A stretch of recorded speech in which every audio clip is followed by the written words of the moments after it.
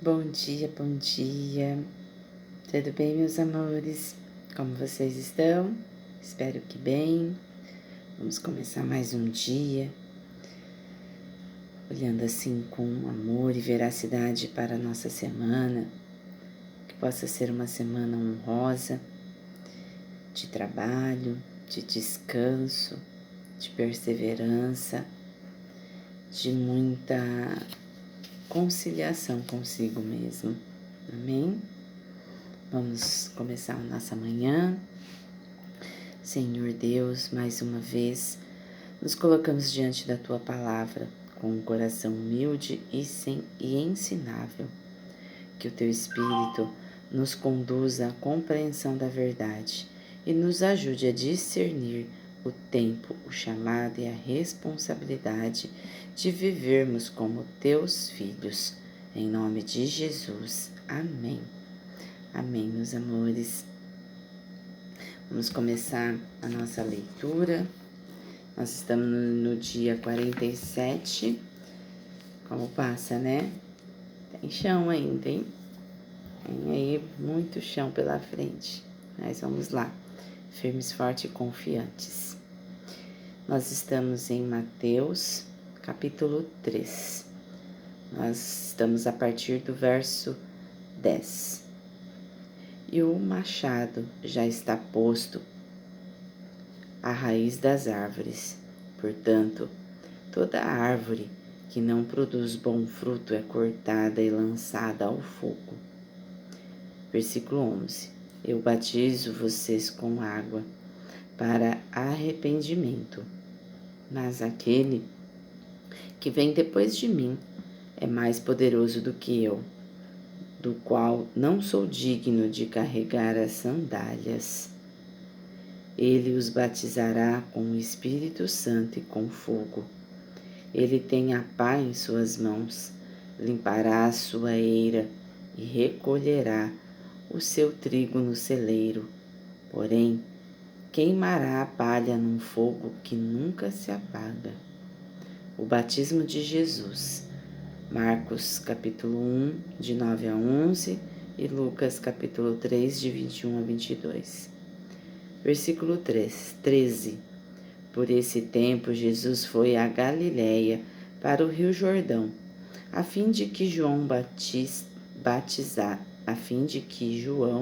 o batizasse. Versículo 14. João, porém, quis convencê-lo a mudar de ideia, dizendo: Eu é que preciso ser batizado por você, e é você quem vem a mim? Versículo 15. Mas Jesus respondeu: Deixe por enquanto, porque assim nos convém cumprir toda a justiça. Então ele concordou. Versículo 16. Depois de batizado, Jesus logo saiu da água, e eis que os céus se abriram, e ele viu o Espírito Santo de Deus descendo como pomba, vindo sobre ele. Versículo 17. E eis que uma voz dos céus dizia: Este é o meu Filho amado, em quem me agrado. Então, nós vamos parar aqui, a gente continuar depois amanhã nas nossas observações históricas, para depois entrarmos aí no capítulo 4, onde Mateus vai falar da tentação de Jesus. E a gente tá bem nesse momento propício, pois a gente vive as tentações da carne, as tentações da matéria.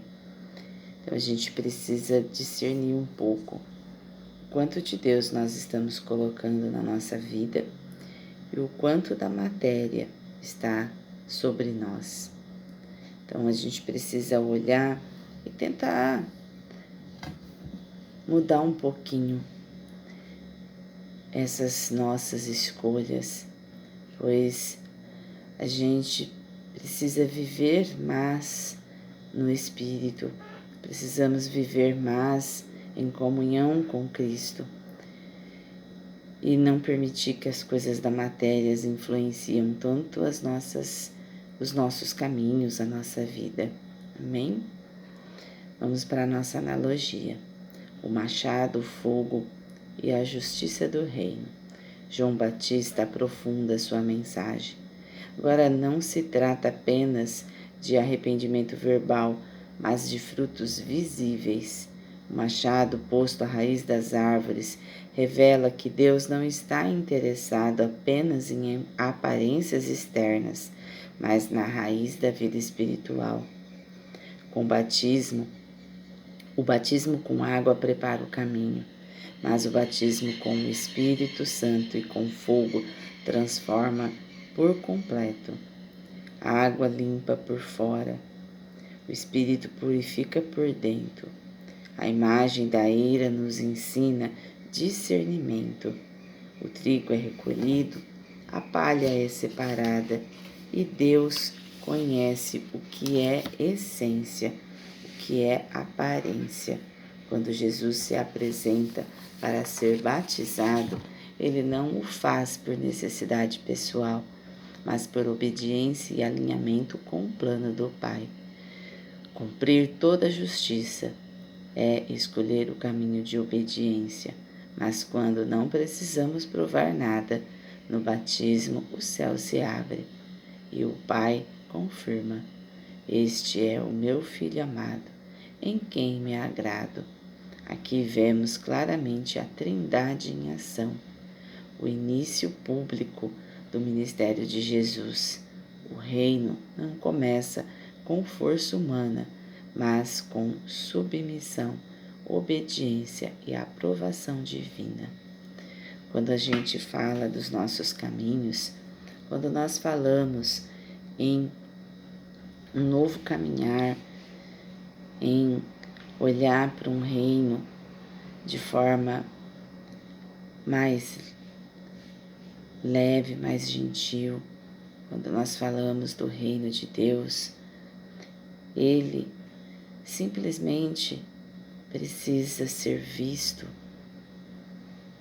de forma gentil, não assim com a força humana, mas com obediência, submissão e com a aprovação divina.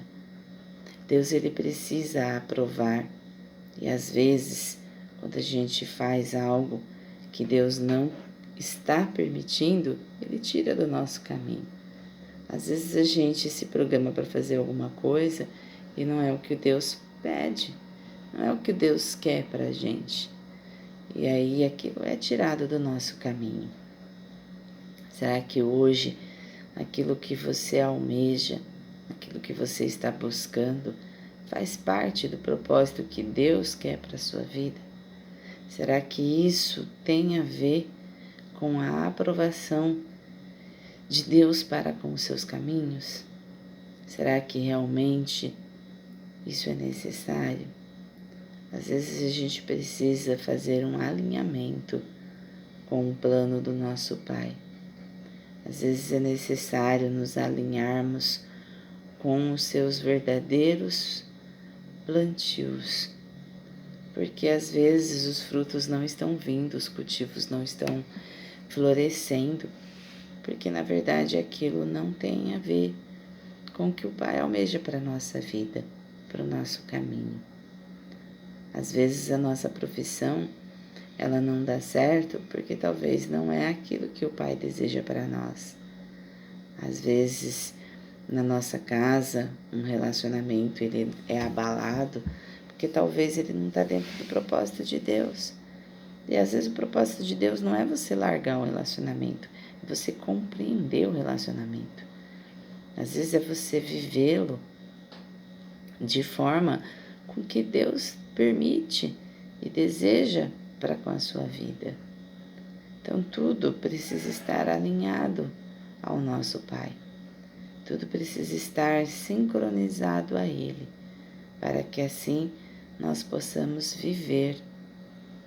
Quando nós falamos do batismo, é quando a gente faz assim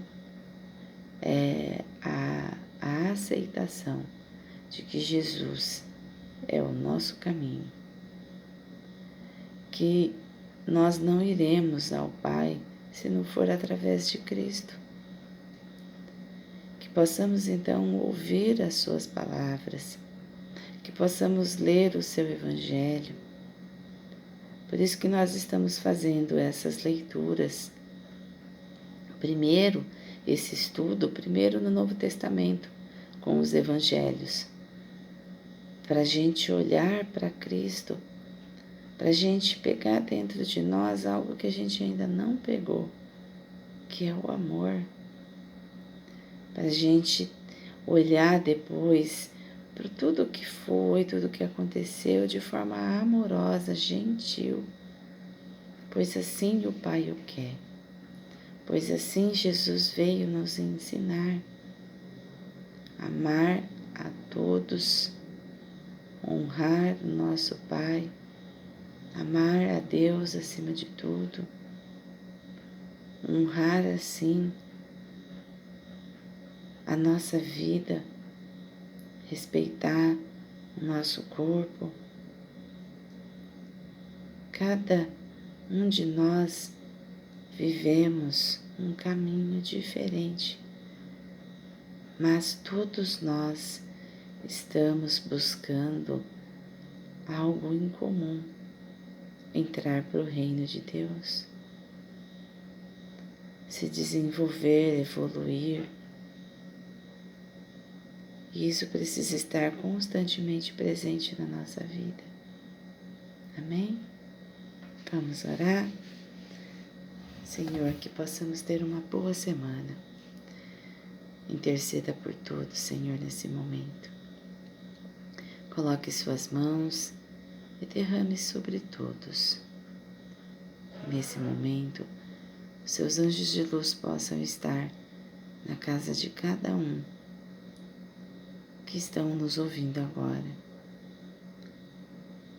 Ensina-nos, Senhor, a produzir frutos verdadeiros e a permitir que o Teu Espírito trabalhe profundamente em nós, que não sejamos palha levada pelo vento, mas trigo amadurecido para o Teu reino. Intercedemos também por nossos familiares, para que sejam alcançados pela Tua graça, verdade e salvação, que vivamos de modo que o céu se agrade de nós.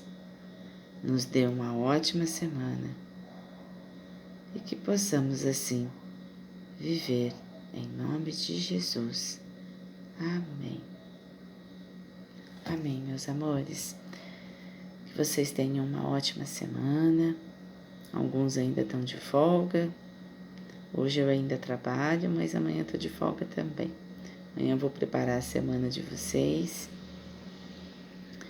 E nós estamos caminhando. Uma sementinha de cada vez.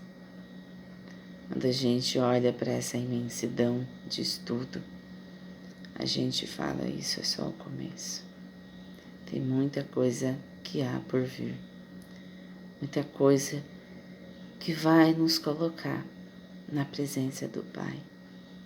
Amém? Jesus abençoe. Que vocês tenham uma semana divina, uma semana de propósito, uma semana de cultivo, de colheita e de muito plantio. Pois quanto mais plantarmos, mais teremos uma colheita farta. Amém? Até amanhã.